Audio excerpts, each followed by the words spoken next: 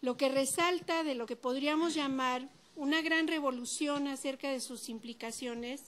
se relaciona principalmente con el derecho privado de las personas y más concretamente con los derechos de la personalidad y capacidad jurídica de las personas con discapacidad. El artículo 12 de la... Ya no sé dónde ando. Ahí está. El artículo 12 de la Convención obliga a una revisión y replanteamiento profundo de estas prácticas y concepciones cultural e históricamente tan arraigadas que han influido de manera determinante en que demos por hecho que las personas con discapacidad son incapaces para manejar sus vidas, para tomar decisiones propias y para asumir sus responsabilidades como ciudadanos de pleno derecho que son. El principio general que da fundamento a este artículo es el de que las personas con discapacidad tienen la misma capacidad jurídica que las demás. Esto significa que no procede ningún tipo de sustitución ni de representación en la toma de decisiones o en los derechos e intereses de la persona por motivo de su discapacidad. Esta sustitución en el marco de la Convención se transforma en el apoyo o en los apoyos necesarios para el ejercicio de la capacidad jurídica plena. ¿Cómo podemos entonces transitar de esta estructura social y jurídica en nuestros países que conservan planteamientos histórico-culturales tan enraizados y consolidados en su marco de derecho como es la declaración de incapacidad judicial o con sistemas como la tutela y la curatela? ¿Son compatibles? ¿Es necesario reformularlos desde sus fundamentos? ¿Es posible alguna relectura manteniendo lo válido de estos planteamientos a la luz de la Convención? En muchos países, principalmente latinoamericanos, se han escuchado voces que afirman que la Convención representa una propuesta inalcanzable,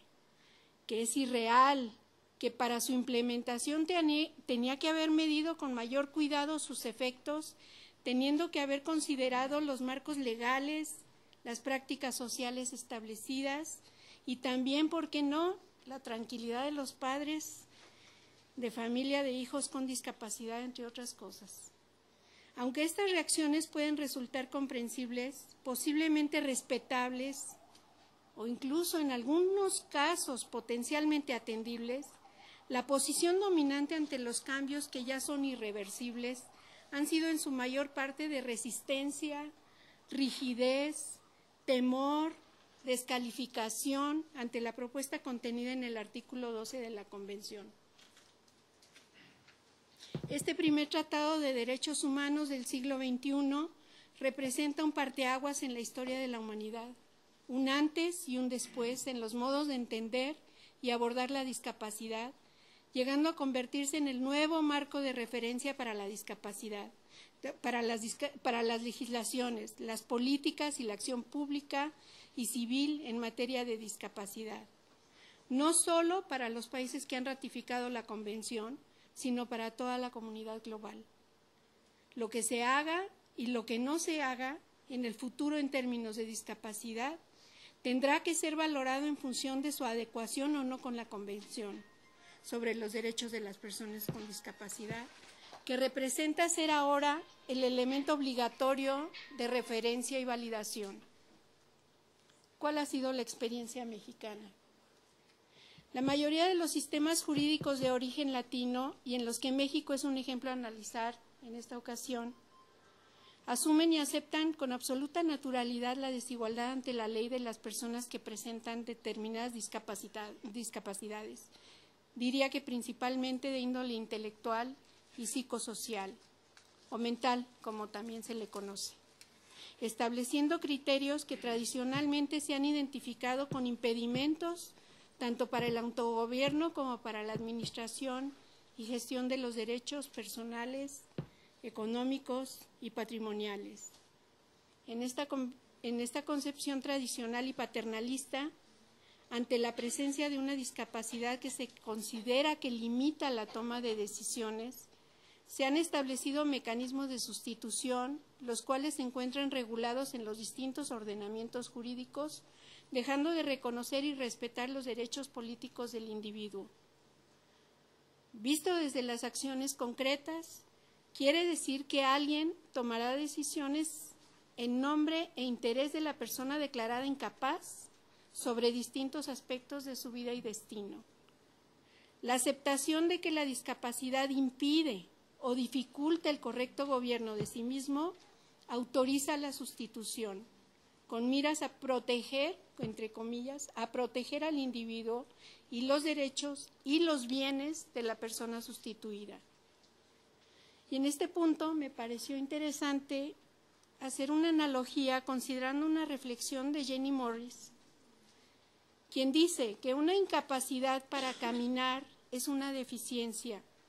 mientras que una incapacidad para entrar a un edificio debido a que la entrada consiste en una serie de escalones es una discapacidad. Y trasladando su sentido hacia el reconocimiento y respeto de los derechos humanos y políticos de la persona, podríamos decir que una incapacidad para comprender plenamente el sentido de las palabras y los hechos es una deficiencia, mientras que una incapacidad para comprender el lenguaje jurídico complejo, sin los apoyos que el individuo requiere, ahí es cuando estamos hablando de una discapacidad. Esto mismo nos dijo Paco en su intervención. Como seguramente es de ustedes ya conocido, México impulsó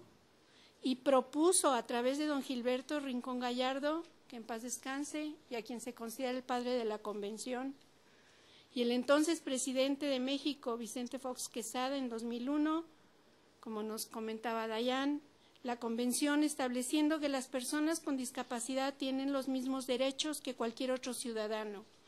Hecho histórico que fue motivo de orgullo y muy bienvenido no solo por la comunidad internacional, sino por supuesto por la comunidad mexicana. Asimismo, México formó parte de los primeros 20 países en aprobar este primer Tratado de Derechos Humanos del siglo XXI, aunque cabe mencionar que lo hizo dentro de este periodo, después de recibir pues algún tipo de presión que hicimos las organizaciones de la sociedad civil. Sin embargo, en el proceso de ratificación, el Senado de la República Mexicana, con fecha 27 de septiembre de 2007, estableció lo que ya mencionamos en algún momento, mencionó Ricardo, una declaración interpretativa sobre el segundo párrafo del artículo 12, con lo que limita la intención y objeto general de la Convención sobre los derechos de las personas con discapacidad. En la parte que interesa, dicha declaración interpretativa a la letra dice: